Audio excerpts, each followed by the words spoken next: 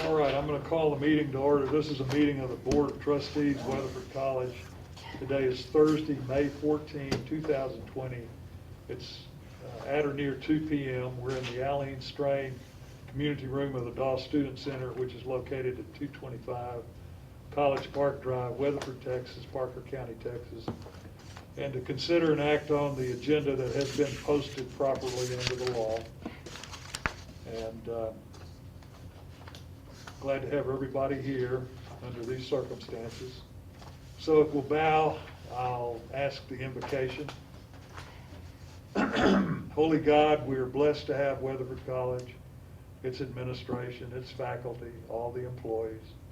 We give thanks for their commitment and the efforts they provide as opportunities for students to learn and grow, and provide also the foundation that makes this college and its operation a fine learning institution, makes all of that possible. As trustees of this college, we ask that you grant us wisdom and good judgment as we meet today to make decisions for the college.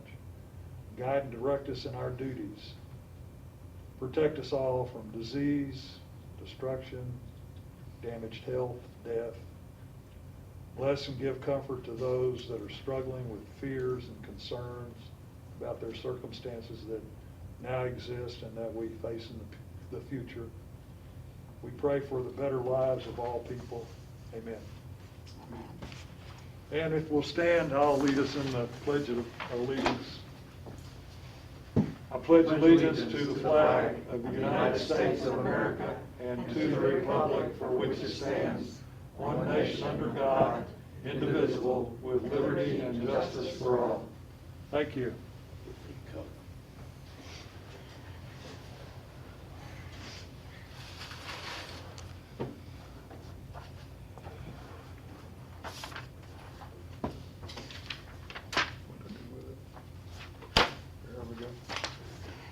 Second item on the agenda is open forum for individuals not on the agenda. I see no one. I don't think we've had anyone signed up. Third item on the agenda is the President's report. President Farmer. Thank you, Mr. Chairman.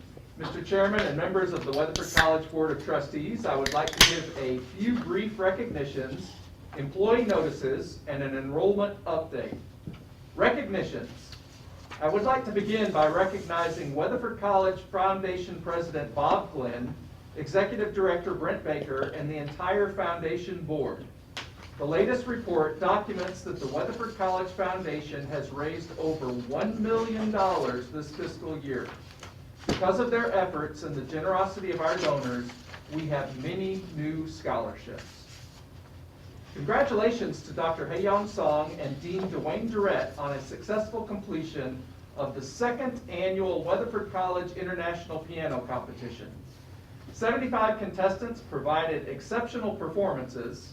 All involved parties went above and beyond by completing the competition in a digital format.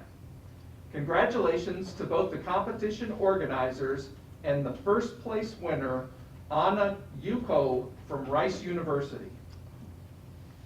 Congratulations to WC Rodeo team members Brendan Bennett, Kinley Bernice, Madeline Edelman, Cash Enderly, Aubrey Ford, McKenna Hickson, Faith Holian, Thane Lockhart, and Sophie Nolan for earning a perfect 4.0 grade point average in the spring 2020 semester.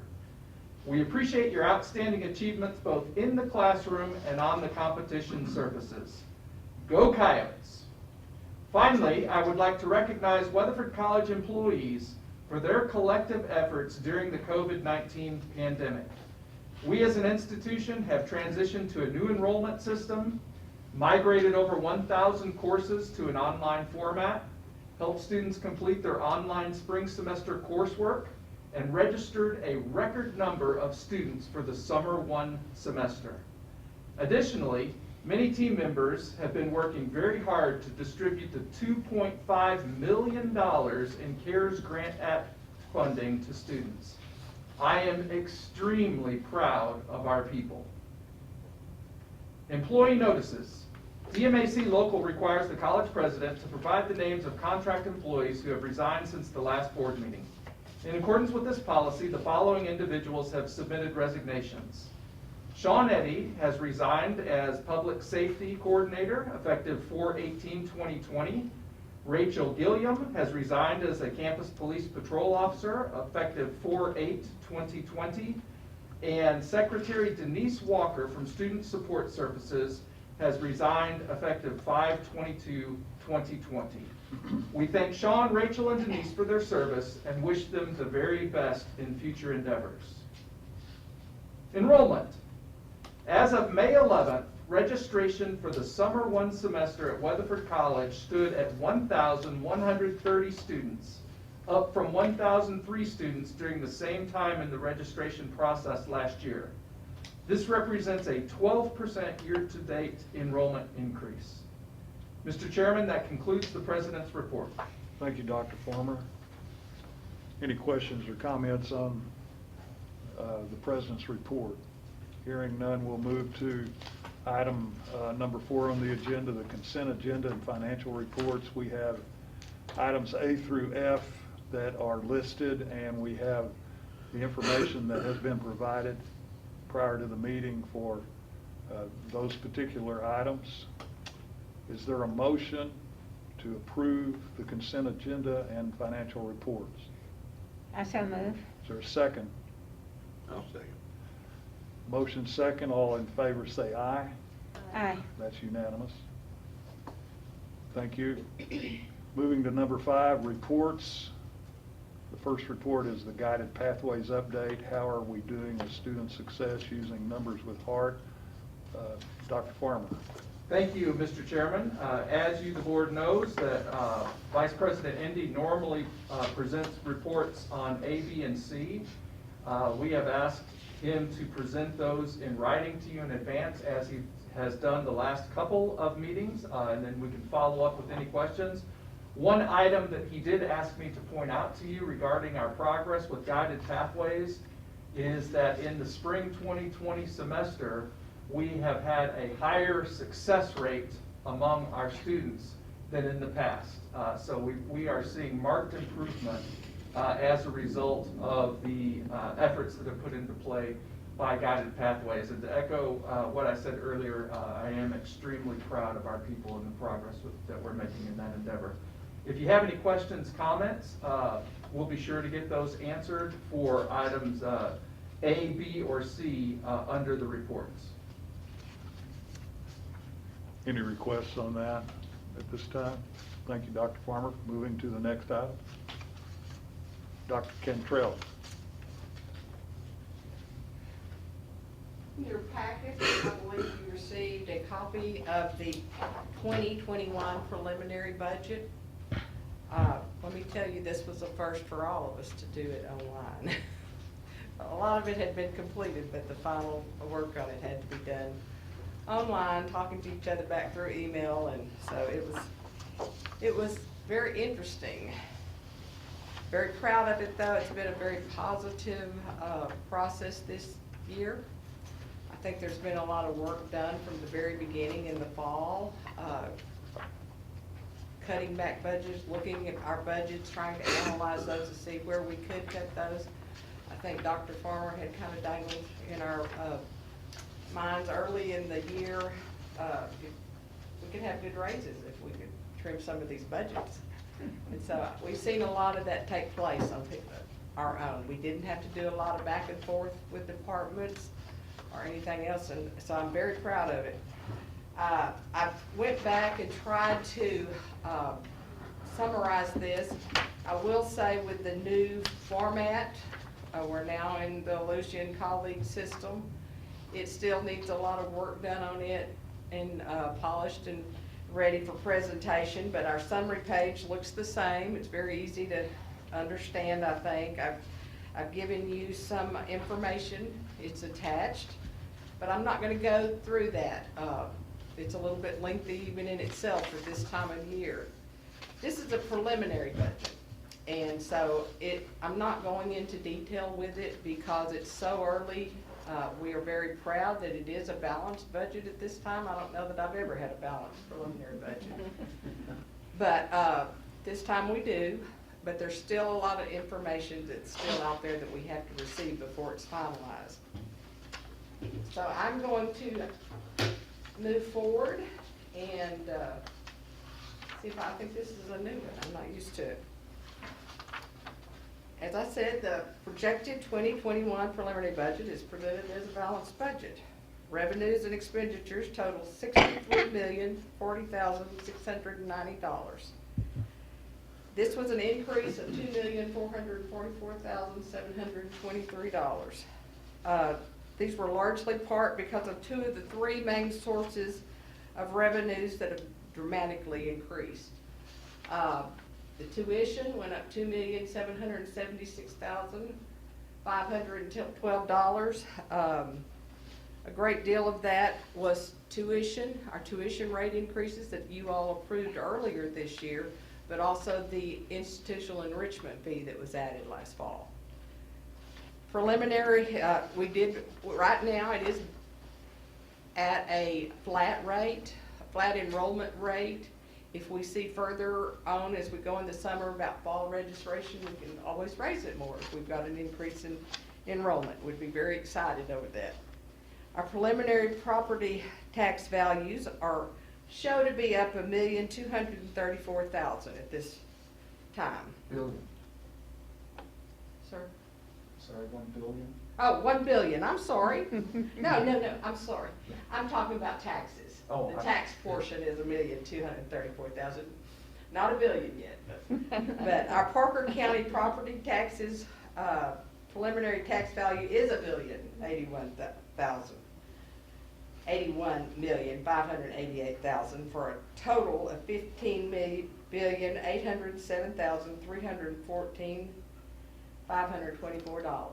That billion is hard to say. And Wise County shows a decrease at this point, but I'm not going to get too concerned yet. I've gone back and looked historically on where we've been in the past, and Wise County for certain nearly always increases theirs from the spring preliminary to the certified in July. Last year, our preliminary increased by $344,000, and so we're down $267,000 at this point. I did not change. We've still got the same figure in there from last year because they have asked me at Wise County, the auditor up there, asked if I wouldn't change that until they notified us to change that figure with her. So, but on Parker County, it is up. Last year, certified increased by $576,274,510. So it's very positive in our favor. Moving a little bit forward. 3 areas where revenue shows to have decreased. One are operating grants, but all 3 of these, this is a timing thing right now. We don't have all of our information in yet. Even on local funds other, $581,000. I think about $394,000 of that had to do with donations last year in the budget. So that we have in the budget from last year. So that's causing it to look skewed and like it's decreased, but I have a feeling when they get to working this year, it's going to surpass that. Our auxiliary funds are showing down $124,000 to $11,000, but I will say I expect for those to be higher. I went back, I have not had a chance myself to really look at all of these accounts and analyze them as to where I really think they will be. This was turned in by the Doug Jefferson and Faith, and they were trying to be conservative. I know they were.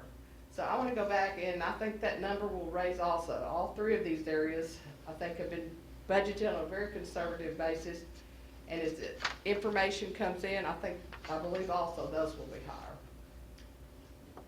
On a positive note, Wise County transfers, non-mandatory, they have been reduced this time, but that's a good thing because that means they're operating closer to the black. So This year, I believe we're only requiring, it only looks like we're requiring 112, let's see, I've got that figure right here. The transfers is only $112,523. So at this point, that looks very good. Major increases to expenditures. Like I said, I'm only showing you the major parameters that have guided this budget. And all of these have been, I believe, based on student success, our strategic goal of student success. We've looked at what it takes to be successful in every area and to bring these students forward. And I think everything we look at has been based on student success. A 5% salary increase for all full-time employees totals $879,511. 3 new personnel are being shown in the budget this year over last year: a golf coach, a tennis coach, an advancement specialist. But I believe those are on hold right at the moment, but that's what we're planning for. Performing scholarships have increased by $278,629. I do have that. We have 16 new scholarships that were added to the budget in the athletic areas this time. So that's very good for a total of $278,629. Overall, I just looked at the totals and went back compared to last year. Our supplies are up $80,653, but with the new programs that we've brought on for this coming year, that's not an exorbitant amount for an increase, I don't believe. The equipment's gone up $64,117 over last year. Travel and professional development has increased $146,558 for a total of $657,640. Other notes that I wanted to bring to your attention: the major repair and renovations remains this year at $2 million. There's a lot of things that we're looking to do, and last year it was very thankful that we had that figure in there because there were so many things that arose during the year. And just to bring this campus forward, we're moving quickly here, and it takes a lot of money when you're trying to get things done. And so we're hoping that we can leave those dollars in there, that the budget will allow it at the end. And so my people are working hard to get these items taken care of. $520,000 in the technology expenditures has been earmarked for the third and the final year of the ERP implementation. And I will say by September of 2021, it should be totally complete. And I hope all of our employees are still here because they're getting tired. Let me tell you, it's been a rough. My people, you would think that we have everything almost implemented, but we're still training. They're doing webinars daily. Besides the work that they're carrying on at their own offices at home now, most of them. But it's been a pretty huge load to do this training in addition to their jobs, I'll say. I'm really proud of them. They don't complain, and they're all very dedicated to getting the job done.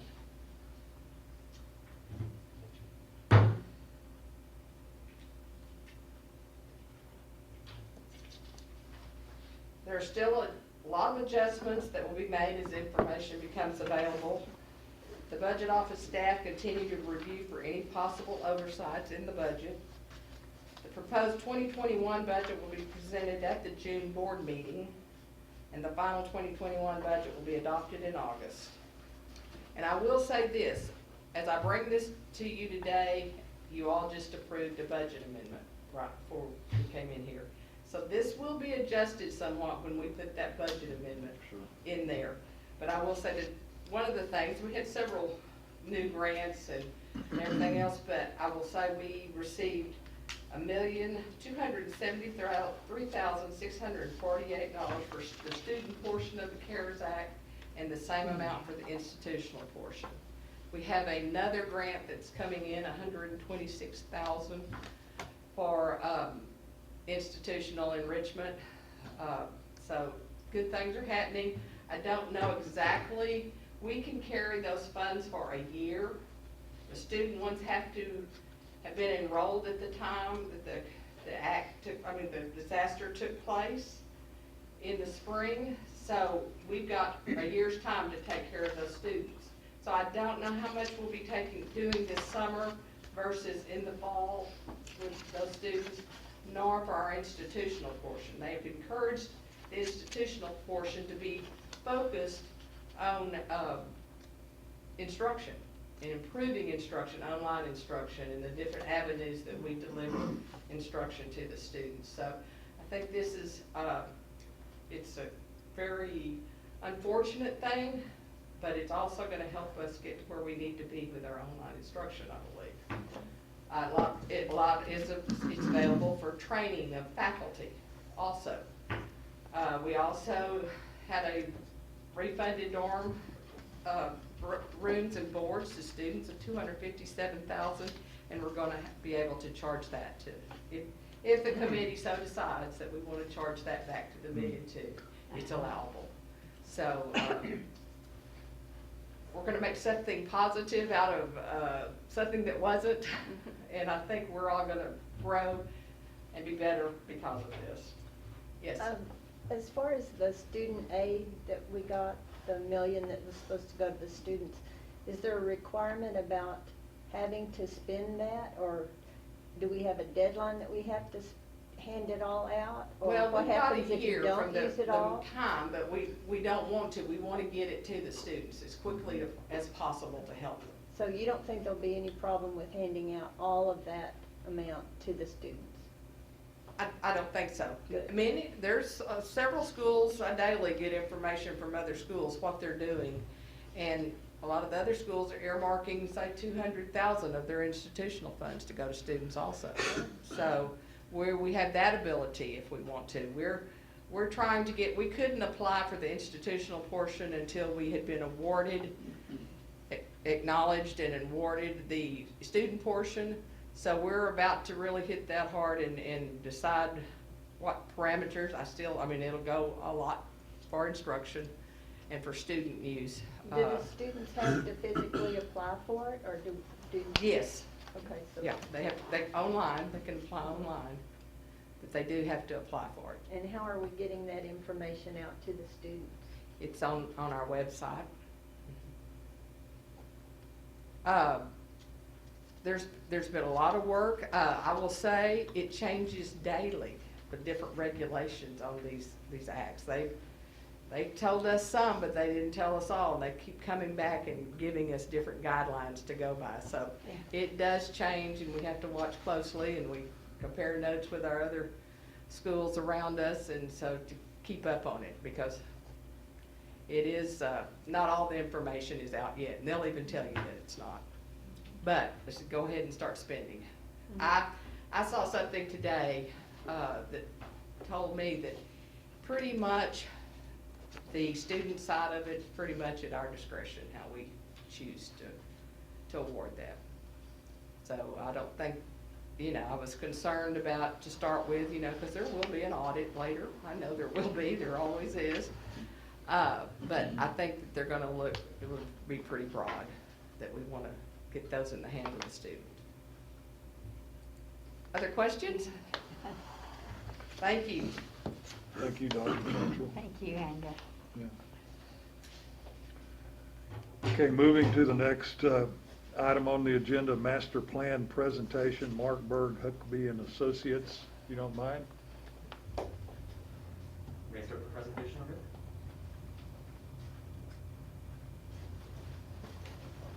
How are you today?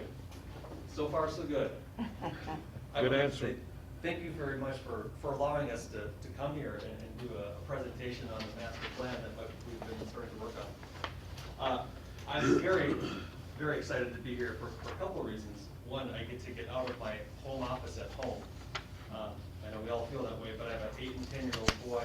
I love him dearly, but I also like the time away. So thank you for that. More importantly, I'm excited about the master plan that Huckabee and Facility Programming Consultants is doing, along with Dr. Farmer and you here. There's a huge potential for Weatherford College, and we're excited to be a part of that and see it grow and see what this can become. So today, we just wanted to meet with you to tell you what we're going to be doing. What is this master plan? And why are we doing it? Again, I'm Mark Berg. I'm a principal at Huckabee. I kind of oversee the project. Along with me today, we have Shelley from Facility Planning and Consultants. She's kind of doing the investigation, the data gathering, so to speak, to support the master plan that we're doing. And we also have Mike King here. He's a planner, designer at Huckabee. We're doing a lot of the architectural portion, making this look pretty. There's another dozen people behind the scenes working on this master plan as it gets underway. But these are the few that I brought with today. The images on the right that you see here, as most of you know, Huckabee was hired and are currently in schematic design for the workforce building. So that's just a little teaser, so to speak, on where we're at on design right now. Keeping in mind that this building that we're designing is your front door. It's your doorstep to this campus. So we're thinking about the master plan and how this holistically comes together. So Huckabee will be doing the architectural portion of the master plan. We'll talk about a little bit what that is. What does that mean to you? And we'll also be talking about some homework.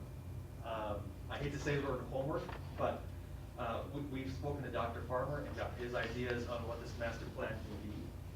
But more importantly, or as important, is the board's vision. What are your strategic goals? What is your vision? What do you see this campus looking like in 1 year, 5 years, 10 years? We need to engage with you as much as we can, given the current situation. And we'll talk about that a little bit later on how we do that. But we need your input, because this is not a master plan without you and your ideas and thoughts. So that's a short agenda. Should last 10 minutes tops, and then we'll be out of here. And I'll turn it over to Shelley. Hi everyone, thank you for having me today. Happy to come and be with you, and I think most of all we just want you to be with us and be excited about what we're doing for the master plan. Unfortunately, a lot of what I'm doing for the master plan people do not get excited about, but numbers and math are exciting. They can help us, and they can come out with great results. So my part of the master plan is what I'm calling evidence-based master planning. So I'm really here to help you. I'm here to look at your academic programs and how many award completions you have by program. We're going to compare that with your demographics in the area and how much you're growing, and if your area is growing. We're going to help you determine where you're pulling your students from, maybe where we could pull some more from. We're going to take all that data, we're going to take the enrollment numbers, we're going to take your completions, and we're going to give you some labor market data that says, okay, these are what our students are completing awards in, and this is what our nearest major market, so we're going to say Fort Worth, Dallas, but our nearest major community, what their labor market statistics say, and how they're growing or how they're shrinking, and maybe kind of help us target through math and evidence, demographics, analysis, what jobs, what programs, what we could do going forward in that semester plan to help bring the students in and really, when we get the students out, have them be successful. So we're going to do all these things to help you. So as an example, and I went the wrong way, I apologize. So we're going to look at your college service area. So if you notice the red outline on this map with Dallas and Fort Worth to the right or to the east, you see your service area is huge, and that's a good thing. It may not have the biggest density of population, but the area is huge, and there are students there, and there are students that we can serve. And with all this new online programming, what does that mean? And can we reach even more students now that we have so many more online courses that maybe before didn't come physically to the campus, but now let's look at how we can expand. So here's your population. So the darker the color, the bigger the growth of population over the next 10 years. So if we look at this, we can see this is definitely your biggest growth area that's closest by. But you're just right here. You're not that far. Students will typically drive 10 to 30 minutes to come to a community college if it's a program specific to them. So by kind of looking at your awards and completions, you can help decide, hey, in this master plan, what can we build? What is best? What programs do we need to draw more students in to really get that growth that we're looking for? We're also gonna give you this, we're gonna give you it even at a deeper level. So everything I'm showing you today is service area based, because that's the data we have. I'm actually working with Mr. Butler from your faculty, from your staff, to get more data about your particular students, and we will even do this down to the catchment area. So what are the top 10 zip codes you actually pull students from? Are they in your service area? Are they out of your service area? And what does that mean? But we will be able to tell you. As you can see here, your area is planned to grow. This is your service area over the next 10 years, with students 18 to 64, which is target age of an enrolled student at a community college. So we can see this area is planned to have almost 50,000 persons worth of growth in that age group alone over the next 10 years. So what does that mean as we look forward? Does that mean we need more housing? We want more students to be able to live on campus? Does it mean we need more support for online instruction? So we're really here to help you with that. This also will be compared to this. So these are industry standards. There are many different types we can look at, but this is really telling us, hey, where are we now today, and where are these main careers going? So this is down to career and industry type. It's not specific at this point to a job. So we're saying agriculture. This area has pretty flat in that growth rate. But then if we look at, say, healthcare. Healthcare is really projected to grow over the next 10 years. Are we encouraging that program? Is that a program we should have? Is it a program we don't have? At this time, they're kind of all questions, but that is why we are here, to help you with the data, to help support. How can we physically transfer those numbers onto space on your campus? So with that, we're really excited, and we're happy to be here and help. And if you have questions, please let us know. I'm happy to give you all the numbers you could ever want. And with that, I will let Mike talk about physical space. Thank you, Shelley. I appreciate that. And I want you to know I'm actually smiling behind this mask. I'm happy to be here. I really am. And we are truly excited, as Mark said. We are truly excited to be working with you in this process. And he was whispering in my ear this minute ago. I said, make sure they understand, you guys understand, we have just started this. We haven't been on it very long at all, but we've done some initial work, and we just wanted to show you that and talk to you about that. So actually, what is a master plan? Let me talk about that just briefly. Think of it like a road map. Where am I going? I'm getting on a bus and I'm traveling somewhere, but do I know where I'm going, right?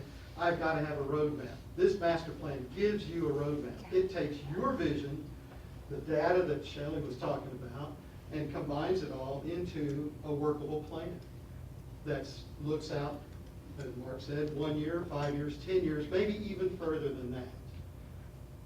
Most demographers will tell you their crystal ball is good for about, they'll tell you 10 years out, but 5 years is really more accurate. So think of this master plan as a very fluid document. We would recommend that you come back every 2 to 3 years at the max and update it. Things change that quickly. As you can see, even with our health situation right now, how quickly things can change. So that's what we would recommend. Some of the guiding factors you can see up there that we take into account, your instructional goals, your campus history. You have a very rich history here. Not many colleges can say they've been around for as long as you guys have. And we will certainly respect that and take that into account. So that's some of the factors we look at. We want to let you know briefly what our scope of work is. We're going to meet with you, gather information as much as we can. We've already started some on-site field verification. I'll show you some of that in just a minute. Have some review meetings, and then present to you the master plan. And the deliverable will be a combination of Shelley's information with the strategic goals, along with visuals of what the master plan could look like, including all of these things: site analysis, circulation of auto, traffic and parking, etc. So it'll give you a master plan look of the future campus. And we wanted to show you a brief one that I just put together in a program that we're probably not even going to use, but just to give you an idea of what are some of the things that we're looking at. And this was through a very short conversation with Dr. Farmer and Mr. Curley, not too long ago about some of their priorities. So we started looking at things like, well, you know, we should have maybe a dining hall and give you some options of that. There's in the dark purple, the new workforce building. We know you possibly want a fine arts addition. Maybe there's an addition to the science building and things like that. But it also takes into account the physical attributes of your site. Where's the major traffic arteries? How do we access the campus? There's some factors in, oops, wrong button. There we go. Over here, we've got a major power utility easement that, you know, we can cross with driveways, things like that, but we can't build under that. We've got a major gas line coming through the site. So we take all of this information together and package it with your vision. And we'll give you a copy of this. You guys can look at this preliminary and dive Okay, deep into it. okay. We simply don't have time today to do that. The images on the right are, we have a drone, and we flew the drone around your site, and we digitized your site. And so now we have a 3D model of exactly where everything is. Every tree, every curb cut, everything on the site is now digitized, and we're working to put that together. We want to show you some preliminary things of the model, and how then we can take this and we can draw on this and actually show you accurately, very accurately, where all the buildings and drives and everything that we're going to be doing can be positioned. So it's pretty cool. Let me just show you that. So what are our next steps? Well, we're here May 14th at your board meeting. We have some steps that we talked about, meeting with you, gathering information. The key here is August 8th, we'd like to issue the master plan to you. So we have a lot to do this summer. How are we going to accomplish that? And that's what we wanted to talk to you about briefly again today, as Mark mentioned, homework. We all love that word, don't we? Homework. But we think one of the ways that we can do this is ask you to be thinking about here in the next couple of weeks, what is the big picture? You know, what is your vision for academics, for athletics maybe? What are your priorities? How do you want to be recognized by the community, and where do you see Weatherford College tomorrow? We think the best way to do this is to start out by doing an online survey with you and your staff. We could put these kind of questions in a very simple survey, let you have time to fill that out, get that back to us, give us a little time to synthesize those results, and then come back and meet again. And I think that next meeting that we have is probably going to be something face-to-face. Would we not say that would be our preference? But if it's not, if we can't do that, maybe by Zoom or one of the other platforms, you know, if you're more comfortable with that, we can certainly do that any way you want to. It's a very fluid, let's think of it a very fluid process. We're not tied to those dates yet. We want your staff to look at those and to confirm that, but the end date is what we're targeting for. So I probably didn't say everything I wanted to say, but I think you get the idea of where we're going with the master plan. And we need your vision, we need your input, and we're willing to work with you however you want to do that. We are excited, we're ready to go to work. Yeah, just to recap on what Mike said, typically during the non-pandemic situation, right, what we do, we have 10 people from Huckabee, from FTC, sit down in a room with all the stakeholders from Weatherford College, whoever that may be in this case is the Board of Trustees. We sit down for a day, visioning session, strategic planning, goals. We talk about that, and we get real close and intimate. So we're trying to think of how can we do that differently during this time. And that's why I thought maybe this is a survey. Maybe it's going to be different in 2 weeks, 3 weeks, 4 weeks. We don't know. So that's why we're saying it's fluid. We're just kind of going with the flow, playing it by ear. I've been talking to Dan Curley every day for the most part, so maybe that will change. So right now, maybe it's a survey. We'll look at sending that out. But we're very excited to be doing this with you. It's an exciting time. Do you have any questions for us? Will we get a copy of this? You certainly may have a copy of this. That's, And there's nothing here that we've done is set in stone. Right. Nothing at all. It's just preliminary information. but just like the line of dates and that sort of thing, I'd like to see. Sure. Thank bet. you, thank you. Any other questions or comments? All right, thank you, Mr. Berg. Thank you. Anything else from Huckabee at this time, Doctor? No, sir, just a word of appreciation for their efforts, not only on our master facilities plan, but also on the workforce and emerging technologies building. We're very, very pleased with our partnership thus far and anticipate a very positive outcome moving forward. Thank you. It's okay for us to dismiss you if you'd like to go. You got something else to do? You bet. Thank you for coming. Thank you for having us. Take care of those little boys. I will. Maybe I want to stay. Sixth item of the agenda is consideration, possible action, resolution authorizing reimbursement for costs relating to workforce training facility, WC Workforce Building, Matt Boles, RBC Capital Markets. Sir, you want to come forward? Good afternoon. How are you today? I'm doing great. Behind this beard, I'm smiling. Yeah. Glad to be here. That's a joke. I really am glad to be here. This is my second, I guess, public meeting since the pandemic, and if you need me to come back tomorrow, I'll be glad to come back. So, it's good to get out.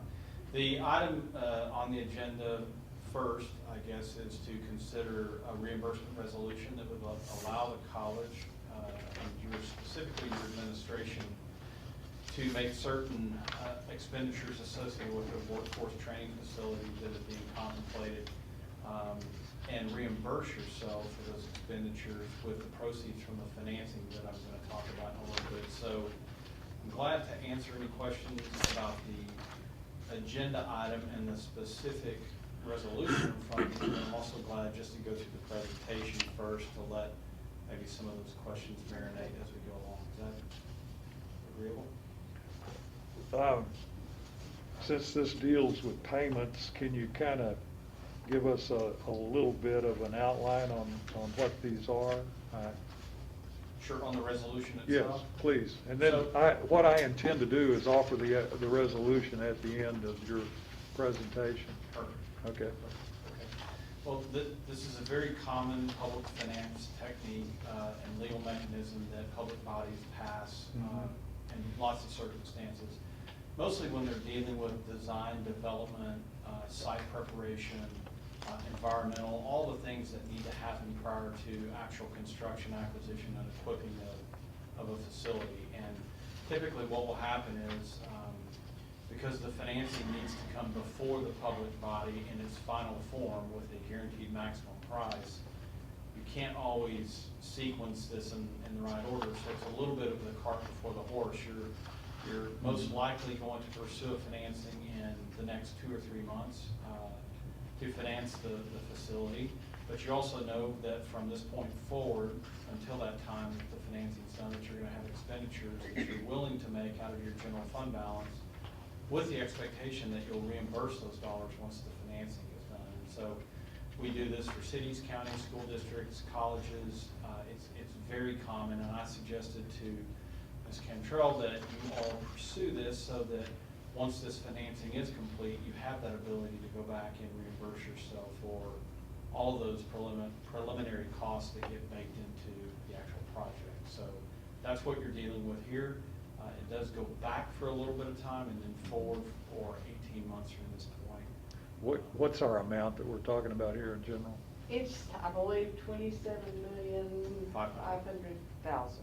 Okay. That will be in the presentation. Dan and I visited with Imperial CMAR last week and the architects.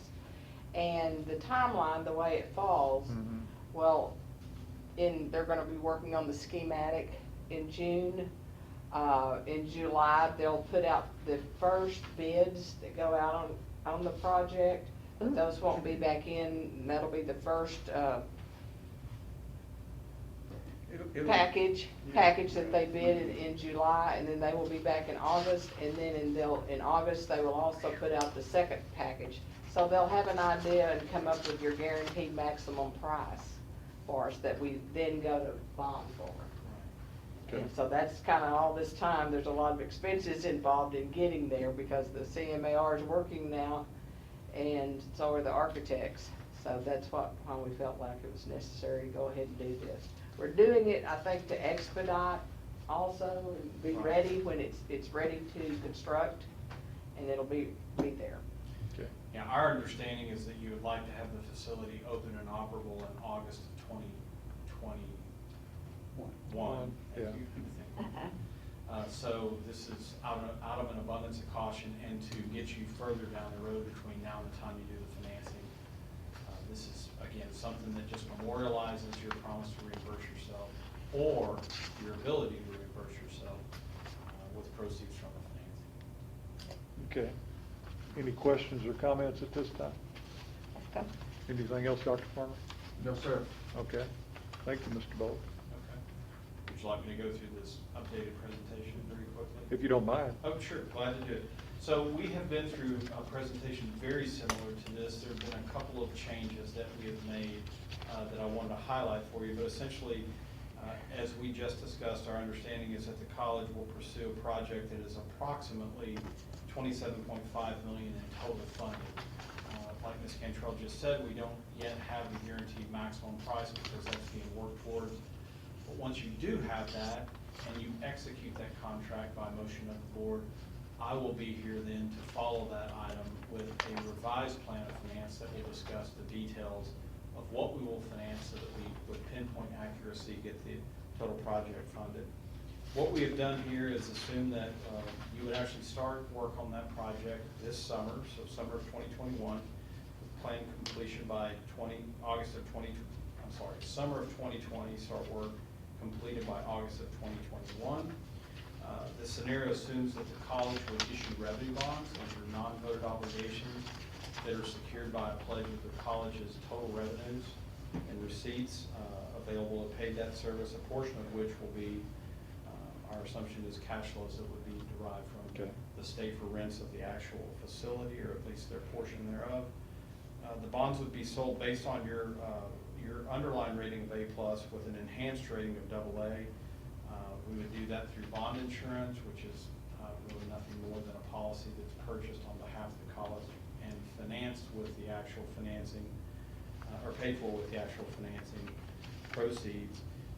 We have 3 scenarios here, all 3 of which will have a 10-year optional par call, which means that you will have the ability to either prepay or refinance these bonds after 10 years.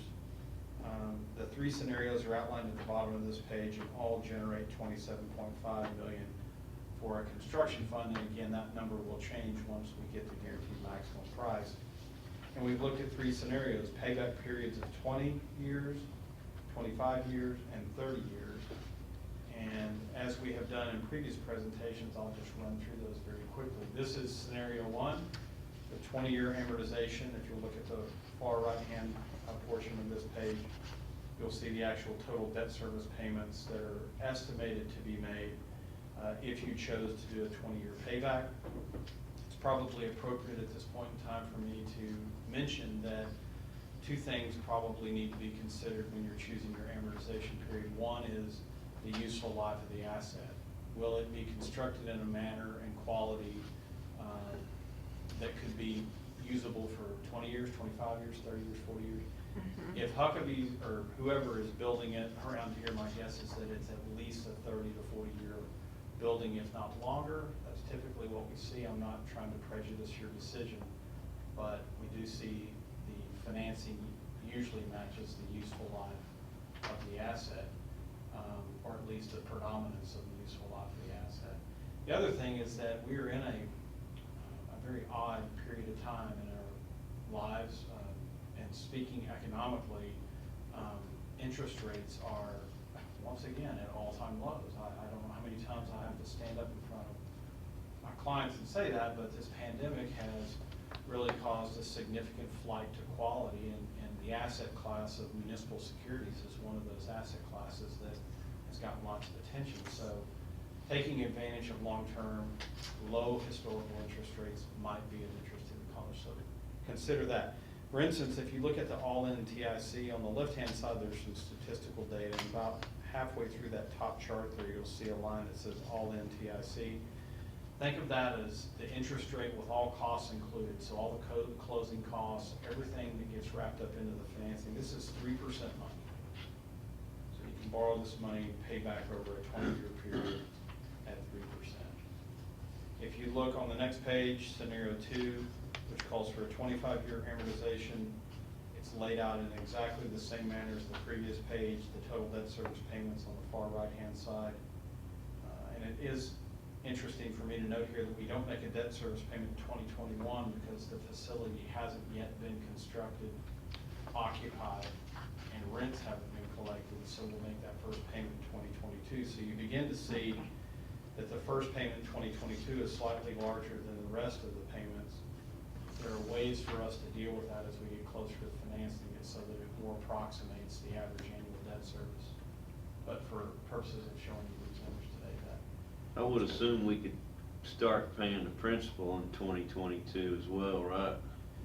you could, if we wanted to increase the payment there slightly. We've basically taken the principal payment out to accommodate just the interest because there's an 18-month period from when the financing is completed to the first debt service payments made. So you're kind of pushing that first interest payment out, and it's causing that bump, if you will, up in debt service. But we've got a little bit of cushion in the interest rate here. Again, we can probably capitalize part of that, meaning we can finance part of that first payment. There's a couple of things we can do. Maybe you've got revenues that you can contribute to that. We'll look at some of our reserves there. There's a number of ways we can soften that up, but I didn't want to get tricky here with this just to show preliminary numbers. The all-in TIC on the left-hand side of the page here is 335, so about 30 basis points higher to go 5 years longer. And then if I go to scenario 3, you see the same layout, same debt service schedule, albeit the annual payments are slightly lower because you're financing it over a longer period of time. And in this particular circumstance, the all-in TIC is 3.5%, so about another 15 or 20 basis points there to go 5 more years. So all in all, it's I think a very economical, efficient financing because of the time that you're planning on issuing these bonds. I know that there is some desire on behalf of the college to work with one or more local banks and possibly purchasing these bonds, and that's something that we'll work with Dr. Farmer and Ms. Cantrell on, or Dr. Cantrell, I should say, as we get closer to doing the financing.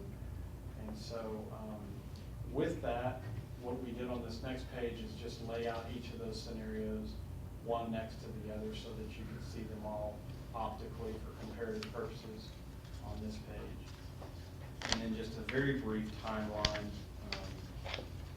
We would come back to your board meeting in August for approval of the plan of finance that would follow, in theory, the actual execution of the contract with a guaranteed maximum price. We could issue the bonds in August and close in September. And by then, hopefully you would have started things. We could reimburse what you've chosen to take out of your general fund to get started on the project this summer.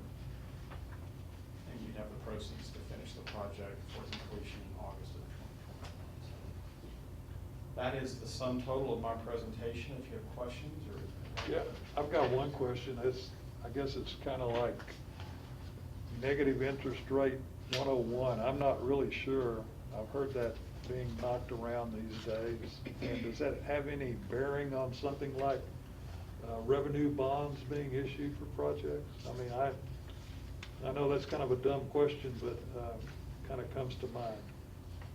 It's a great theoretical question, and one that I've never seen in my almost 30 years of doing this.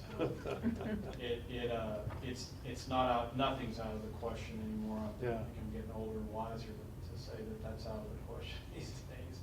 Strange and unusual does seem to happen sometimes, but I would consider that a very, very remote possibility with a very, very low probability.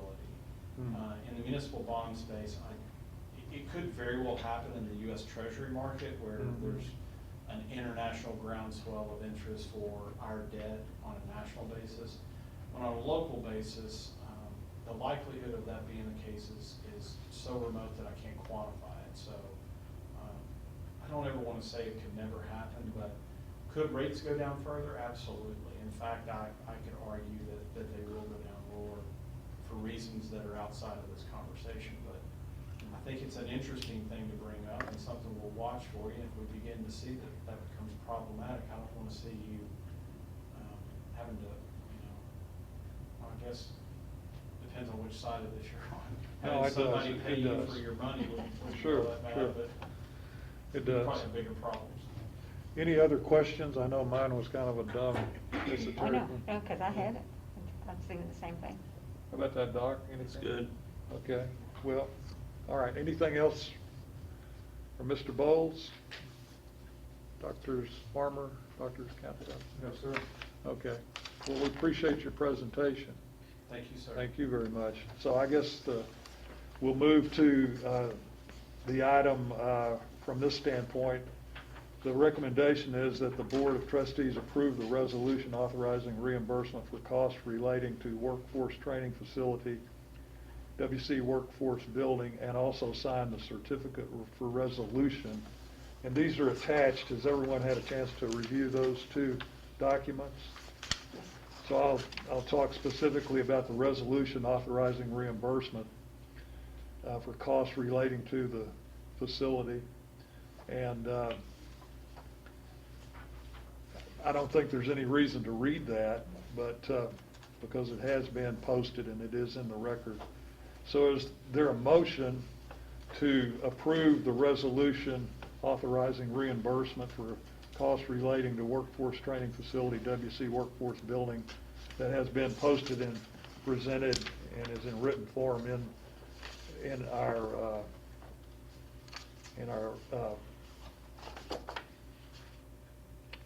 meeting document today?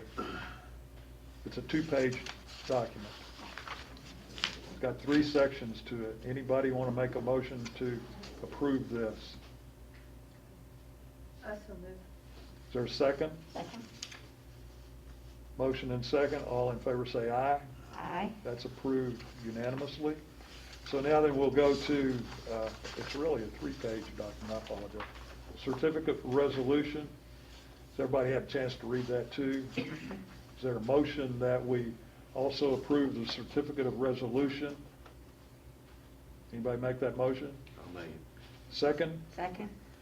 All in favor say aye. Aye. That's approved unanimously too. Thank you. Thank you, Dr. Boles. Thank you. Are you a Dr. Boles? No, I'm not. Okay. Far from it. Has anybody ever told you that you look like Brent Baker or Brent Baker looks like you? I think Brent and I have discussed that ourselves. When you see each other, do you kind of do like? Reference each other. That's fine. All right, thank you, sir. Good to see you all. Thank you. Thank you. Thank you. Thank you. I'll be back in touch. Okay. Okay, moving to number 7, consideration and possible action, TASB policy service update 37, and it's also in our handout today, and it's fairly lengthy. Got a lot of different policy codes, actions, explanatory information. Dr. Farmer, can you take us through this real quickly if you'd like? Yes, sir. Yes, sir. Thank you, Mr. Chairman. Relinda Stone has recently reviewed the TASB Policy Service Update number 37 with the Executive Cabinet. It has been vetted by General Counsel Dan Curley and approved by the Cabinet. You have been provided the document in advance. Normally, Relinda Stone would be here to present these things and answer any questions you might have in an interest of both safety and time. It has been presented to you in writing, and if you would like, I can go through it, but my initial plan was to just answer any specific questions with the assistance of General Counsel Curley, if you have any. But we're happy to move forward in any way you see fit. Any questions or comments? I have a question.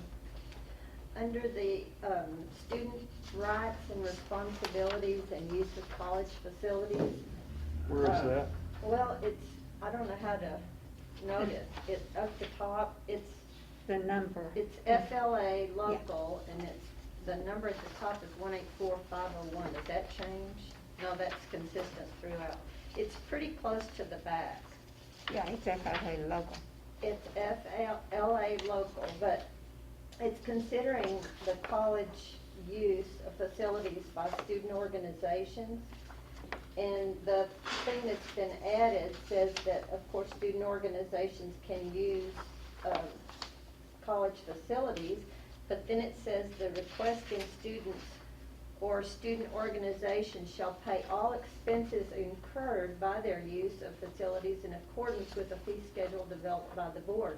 And that sounds to me like student organizations are gonna have to start paying to use the college facilities instead of being able to use them for free. Am I reading it correctly? Mr. Furley, correct me if I'm wrong, but my interpretation of that was that if we decided to charge them, which you have not done and you have not approved, that would be authorized under this policy. Okay, so they student would- organizations can still use any As facility they as have long as always they go done, through the yes. correct requesting That's process. exactly right. Matter of Okay, fact, we great. want to increase their use Yeah. and increase That, student that kind activity. of bothered so me. I thought they were Yeah. gonna start We're actually charging the fee removing charge. their And cost most clubs don't have the funds to pay to use the college facilities. And it's such a great thing for the clubs to be able to use all the facilities here, so I was concerned about that. So thank you. Absolutely. Thank you. Anything else, any questions or comments beyond that? All right. The item has a comment that the update that we're looking at does not permit any legal policies that are mandated to be, we don't have to actually take action on those items. Are there any questions about any of the legal policies? Mr. Curley, anything there that jumps out that we need to talk about? Those are not permissive, they are interpretations of the law. Okay. And TASB does a very good job in going through that stuff and representing it accurately, so I have no problem with that. Okay, is there a motion to approve TASB policy service update 37 as to the non-legal policies? Is there such a motion I so to move. approve? I so move. Is there a second? Second? All in favor say aye. Aye. That item is approved unanimously. Thank you. We're going to go into number 8, which is a closed session, and we've got that item listed, and I'm not going to go through that, but at this time we will adjourn and go into the closed session in about 2 minutes. We're adjourned. Time now is almost 4:45, and we will convene an open session and take the meeting up on agenda item number 9, consideration possible action of real estate, real property. And on that basis, on that item, I have a motion concerning approving a letter that deals with real property with improvements that the property's under consideration and negotiation at this time, and we need to approve a letter to go out to address issues involved in dealing with that property at this time. Is there a second to my motion? Second. All in favor say aye. Aye. Approved unanimously. With that, we'll go to agenda item number 10, consideration possible action personnel matters, and in particular, we will be dealing with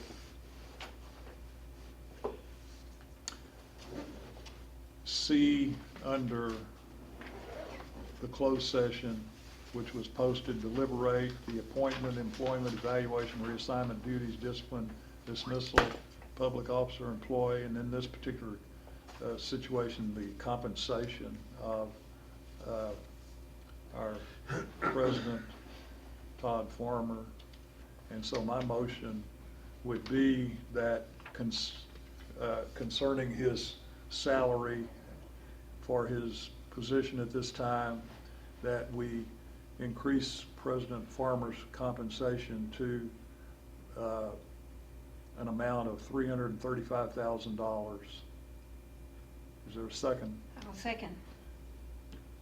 All in favor say aye. Aye. Aye, that's unanimous. The third item that I want to talk about, second item I want to talk about is to approve the performance evaluation that has been conducted on President Farmer, and that's going to involve having to kind of compile some data and put that into a final package, but we'll give some instructions about how we want to do that. So the motion is to approve the performance evaluation of President Farmer for 2020. Is there a motion? I so move. Is there a second?